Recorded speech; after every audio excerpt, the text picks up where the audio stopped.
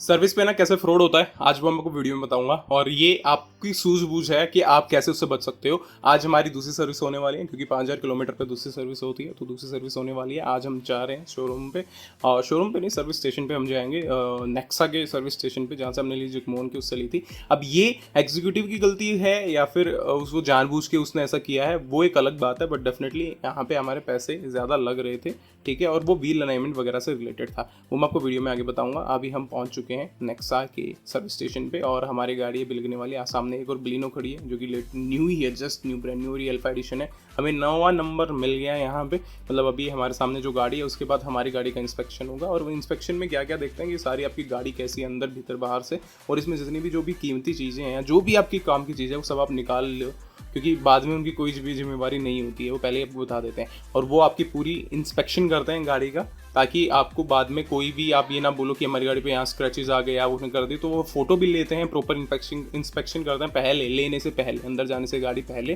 ताकि वो आपको बता पाए देखो सर यहाँ पे स्क्रैचेस है, ये टूटा हुआ, बाद में आप हमें मत बोलना, ठीक है। उसके लिए तो प्रॉपर वेरीफाई आप करो।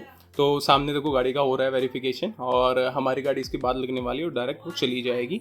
तो ये हमारी गाड़ी अंदर आ चुकी है। अभी ये इलेक्ट्रॉनिक कंपोनेंट्स को चेक कर रहे हैं जो अंदर बंदा बैठा हुआ है, और क्योंकि हमारे इंफोटेनमेंट में थोड़ा सा इशू आ रखा था, अब तभी मैंने यहाँ पे एक वाइट कलर की बलिनो देखी बेस मॉडल के अंदर, और मतलब बहुत अमेजिंग था। इसकी विंडशील्ड चेंज हुई है, एक्सीडेंट वगैरह हो सकता हो गया होगा, बट बहुत अमेजिंग लग रही थी यार वाइट कलर के अंदर भी। एंड ये पर मॉडल होता हो जाता, तो उसके बीच में हमसे ये कंफर्मेशन स्लिप ली गई कि भाई हमने सर्विस वगैरह कराई है, तो आप ये कंफर्म कर दो, एक्सेप्ट कर लो और वेरीफाई कर लो। अभी मेरा 0 पैसा लगे हैं, जैसे आप देख रहे हो, सिर्फ 50 रुपये मैंने दिए हैं, बट पहले मेरा 1500 से 1700 का बिल बना रखा था इन्होंने। वो क्यों था मैं लास्ट में बताऊंगा आपको।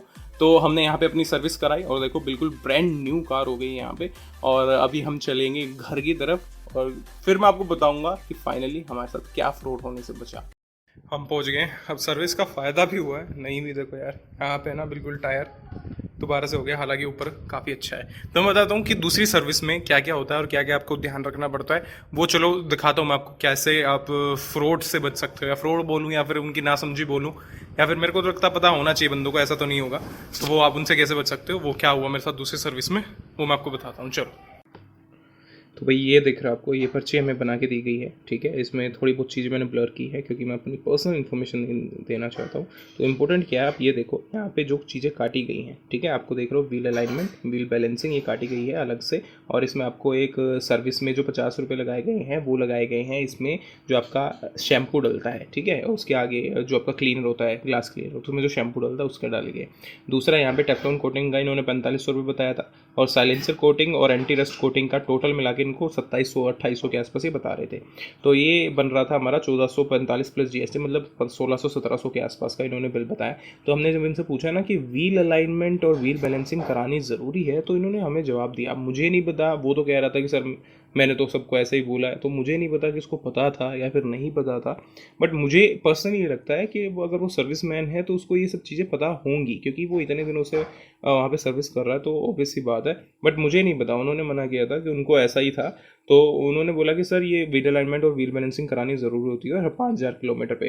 तो मैंने उनसे पूछा भैया अगर नहीं कराते हैं तो बोले कि फिर है ना ये आपका रिमार्क आ जाएगा कि इन्होंने व्हील बैलेंसिंग और व्हील अलाइनमेंट नहीं कराई है, जो कि ये काटा हुआ ना देख रहे हो आपके सामने। तो अगर रिमार्क आ जाएगा और मतलब फिर इसमें वारंटी गारंटी में कुछ फ़र्क पड़ेगा, तो बोले वो तो कंपनी बोलेगी सर देखो अगर आपका रिमार्क आएगा तो।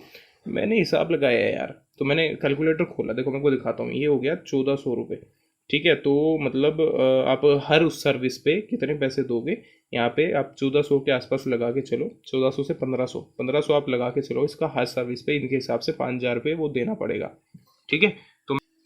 तो कैलकुलेटर में आप देखोगे कि मैंने लगाया 1500 के हिसाब से, और मैं 40,000 तक की गारंटी होती है गाड़ी की, ठीक है, 40,000 किलोमीटर की।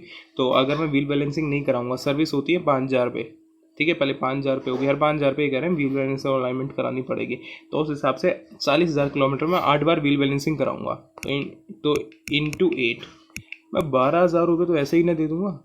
तो मैंने उनको बोला सर भाई 12,000 रुपये मैं ऐसे ही दे दूंगा, और 4,000 रुपये मिला के तो नए टायर ही ना आ जाएंगे, तो फिर आपकी गारंटी का क्या फ़ायदा है। तो सरकार ने क्या किया, जो हमें पर्चा दिया गया था ना, इसमें बोला कि सर देखो ये मैंडेटरी होता है, व्हील अलाइनमेंट और व्हील बैलेंसिंग आफ्टर उसमें होती है, हमारी जो सेकंड सर्विस होती है वो बिल्कुल जीरो कॉस्ट होती है। फर्स्ट, सेकंड और थर्ड में आपका जो चेंज होता है ना इंजन ऑयल वगैरह, वो उसकी कॉस्टिंग आती है सिर्फ, अदरवाइज सब कुछ फ्री होता है। ठीक है, तो जो चेंज होता है फर्स्ट और सेकंड तो 0% पे होती है, जीरो, आप कुछ भी नहीं कराने की जरूरत होती।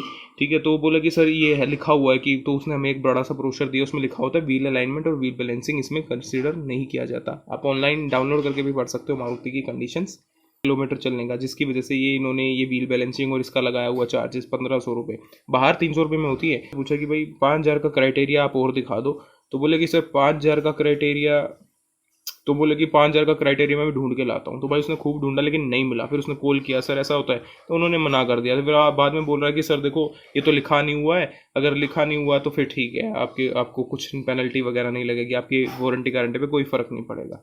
तो भाई देखो, फर्स्ट और सेकंड ये तो थी उनकी सब बातें, बट आपको क्या करना है, देखो पहली और दूसरी सर्विस बिल्कुल फ्री होती है, कुछ देने की जरूरत नहीं है, जाओ रजिस्ट्री कराओ और आ जाओ। लेकिन हाँ, हो सकता है कि थर्ड सर्विस में जब आप आता है तो आप एक बार कंसीडर करो, आप फ़ोन करो अपनी जो भी ऑटोमोबाइल प्राइवेट लिमिटेड जो भी है, तो फ़ोन करो उनसे, पूछो कि भाई तीसरी सर्विस में क्या क्या होता है। ऑनलाइन आप कॉल कर सकते हो नेक्सा में, मारुति में, वो आपको सारी इन्फॉर्मेशन देंगे, या जो आपकी डीलरशिप है वो आपको इन्फॉर्मेशन देगी। तो फ़ोन करो उनसे, पूछो एग्जैक्ट कि क्या क्या चेंज होना है, उसके हिसाब से आप डिसीजंस लो। तीसरी सर्विस में भी आपका कोई सर्विस चार्ज नहीं लिया जाता, जो भी पार्ट बदलना चाहिए जो इंपॉर्टेंट है वो बदलवाओ। बहुत सारे क्या होते हैं, सेल्स पर्सन क्या करते हैं, जो कस्टमर्स को अटेंड करते हैं ना, वो अपनी कमीशन बनाने के चक्कर में या किसी भी मोटिव से आपको एक्स्ट्रा चीज़ें बदलवा देते हैं जिनकी ज़रूरत भी नहीं होती, जैसा हमारे साथ होने वाला था व्हील बैलेंसिंग और व्हील अलाइनमेंट। ठीक है, अब मैं किसी को ब्लेम नहीं कर रहा हूँ इसके लिए कि भाई मैं उसको जाके बोलो या ब्लेम करो और कुछ बोलो, भाई ये हमारी सेफ्टी है, क्योंकि दूसरा बंदा कमाने के लिए बैठा है। अगर आप खुद की सेफ्टी नहीं रखोगे तो दूसरा बंदा तो कमाएगा ही, तो ये आपको खुद से वो करना चाहिए। एंड अगर आपके साथ कुछ ऐसा इंसिडेंट्स हुआ है तो वो भी हमारे साथ कमेंट सेक्शन मेंशन करके बताना, एंड हम भी आपको सुनना चाहेंगे किस किस ने ऐसी चीज़ें फेस की हैं जो धोखाधड़ी से कुछ हो गया है।